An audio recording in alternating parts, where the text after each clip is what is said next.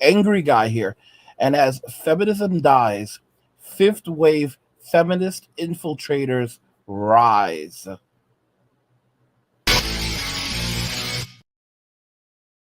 I know there's some people who are like, "Where is the full intro?" And there were some few complaints, so I got rid of it. As feminism dies, fifth wave feminist infiltrators rise. We're gonna just jump into this today.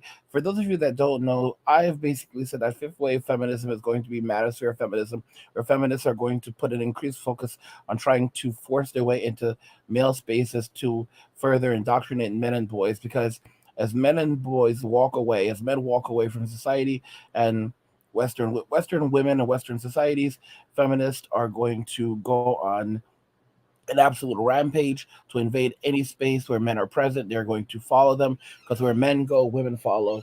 It's going to be a severe issue that happens in society, and this is how they're going to respond. Well, it's already beginning, and I'm going to have you guys look at a video very quickly.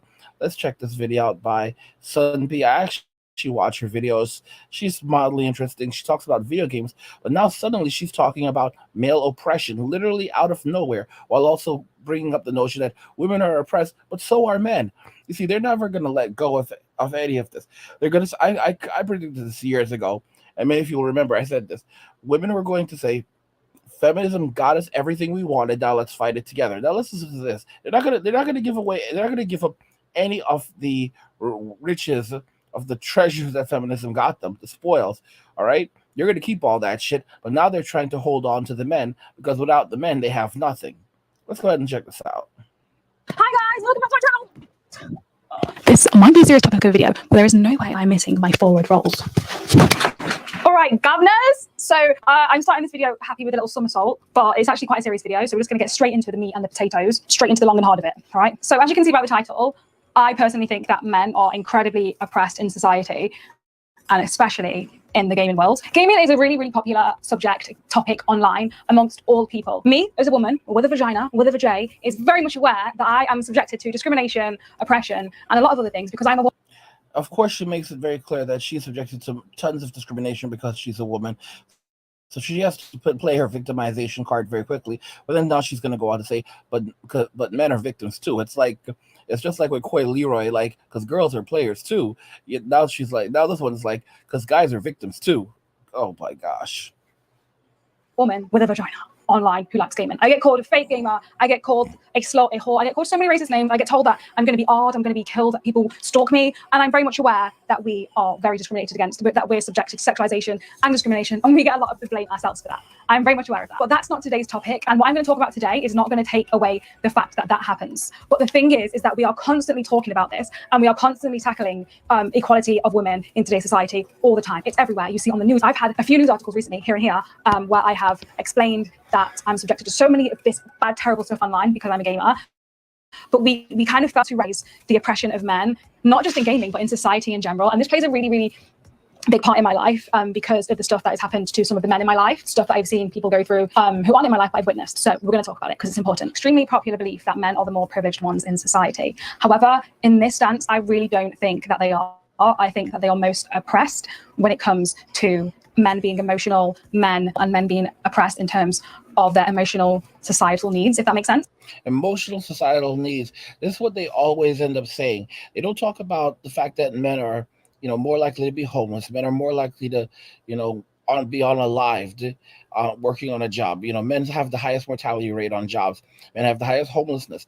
Women get the children. 80% of custody battles. I think it's like 80 to 90% of time women get the children. Men are men.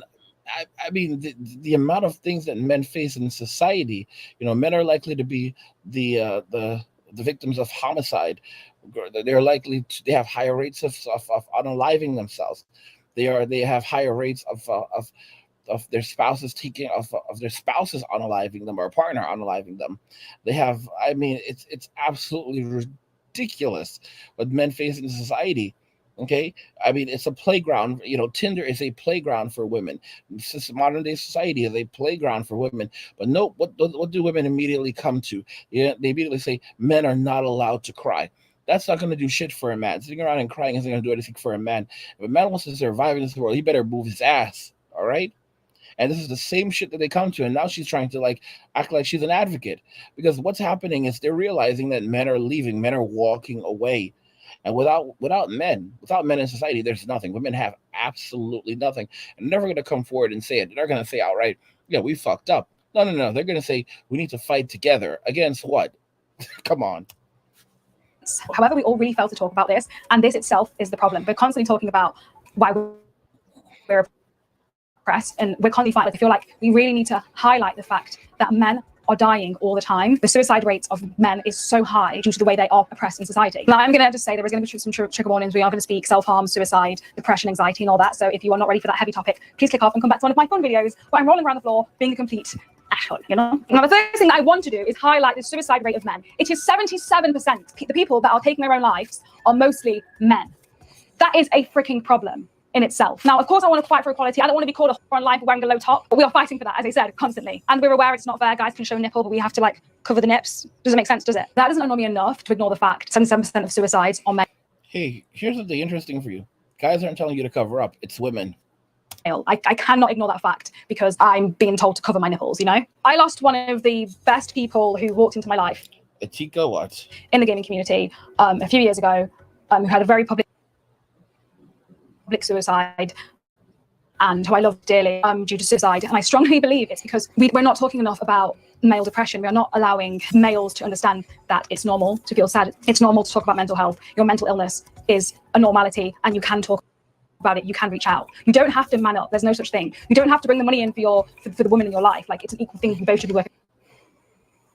working hard here. You don't have to feel that pressure, and you can talk to people. And it's not spoken about enough. And people will say, yeah, we fight for men's rights. We want men to feel that they can talk to people. But I have got so many instances where I've seen online men being peer pressured and told that they can't be emotional. For example, the misrepresentation of men in gaming. The men in video games are most likely 95% of the time portrayed as alpha, super masculine, woolly swinging men who walk with a, and then they grab on their junk when they walk, and they're muscly and they're hard and they carry guns and they're ripped up and they're, this whole being alpha is always portrayed in video games. Now, what is that doing to the minds of young boys when they're playing these games? That they're being told that they cannot be themselves. Being flamboyant is okay. Being hyper masculine is kind of a show. Some people are.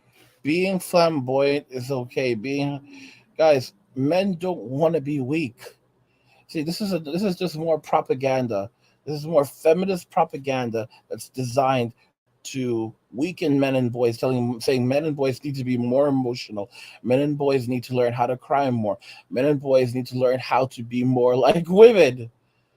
Like this, she at no point has she talked about society accepting men and boys for who they are, accepting that men and women are different, accepting that boys want to be big and strong. They want to have big muscles. They want to play with swords. They want to express themselves. This is a woman who gravitates towards a lot of masculine things, but then she shuts down men who want to be masculine. She cannot accept that men don't want to sit around crying all day. It's not a part of the male characteristic. It's not that men don't cry. We cry when we cry when our best friends die. We cry when our dogs die. We just don't cry over stupid shit. We're designed this way. You know the reason why? If we're on a battlefield and the enemy doesn't give a fuck. They don't give a flying fuck. All right? They're going to take us out one way or another if we don't move our ass. We can't cry. We can't call for help. We are designed to survive or else. Every day is a fight for men.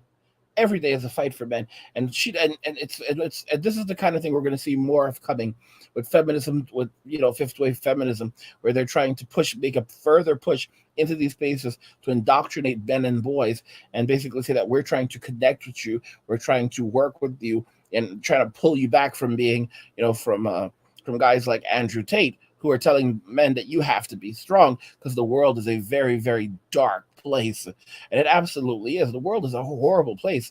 The things that can happen to you in this world, you will never, ever imagine. All right? Guys, by the way, while we're talking about this, please go ahead and subscribe, like, share, and subscribe if you're enjoying the content and you want me to continue putting out more content like this. And support me on Patreon, patreon.com/angry guy, if you want to help me to keep putting out more content like this. But yeah, guys, this is what we're seeing here as fifth wave feminism. As feminism dies, fifth wave feminist infiltrators will rise, and they'll push this type of message because where the men go, the money goes, and men are going MWA. Men are walking away from Western society, Western women, and the irony is women are the only thing they know is trying to break down men, trying to break men down and make them weak, and they think that they're empowering men, but they're really not, because they don't want men to be strong. They want men to be obedient. That's all that I have for you guys. I'm going to link the full video description of the video if you want to go and check it out for yourself, but I'm not going to do anything else. I'm not going to put anything. I'm not going to go further into it because personally, I don't feel like it. Let me know what you think about this. If you like the video, go ahead and hit the like button. Don't forget to subscribe. And if you like the video, share the video. And just remember that all roads lead to MWA, men walking away, and cheers.